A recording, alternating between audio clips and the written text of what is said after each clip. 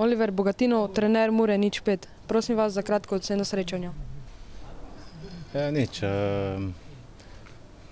Ko je konec tekme, smo lahko zadovoljni. Mogoče to isto točko, 60 minut za enim igralcem manj.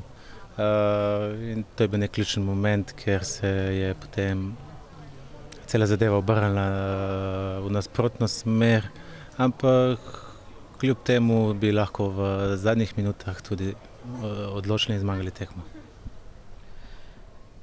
Kot ste že rekli, izključitev je korenito spremenila razmerje moči na igrišču. Kaj pa ste dejali fantom o polčasu v slačilnici? Ni nekih skrivnosti.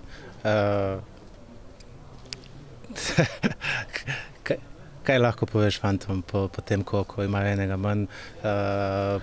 Potrebno je bilo spremeniti sistem igre, način in postaviti obrambo malo nekaj metrov bliže svojemu golu.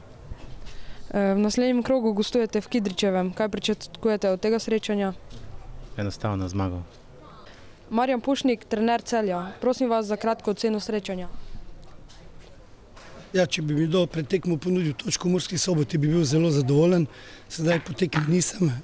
Igrali smo cel drugi počas z igralcem več. Več bi morali izkoristiti iz tega. Žal naši napadalci zopet niso imeli svojega dne. Preveč kompliciramo pred golom, premalo streljamo.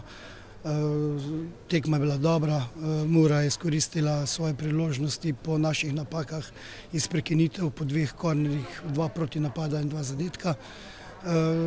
Veliko preveč napak v zaključku se nam dogaja, zaradi tega tudi ne zmagamo. Vseeno pa tudi točka tukaj v Murski Soboti ni neuspeh. V naslednjem krogu igrate doma proti Olimpiji. Kaj pričakujete od tega srečanja? Ja, pogledajte, še prej je pokalna tekma proti Dravini v sredo. Tista je veliko bolj važna. Naše misli so usmerjene samo sedaj v srednji dvoboj.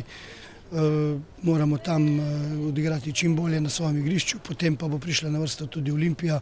Včeraj sem jo spremljal v Mariboru, igrajo zelo dobro, tako da bo to za nas zelo težka tekma.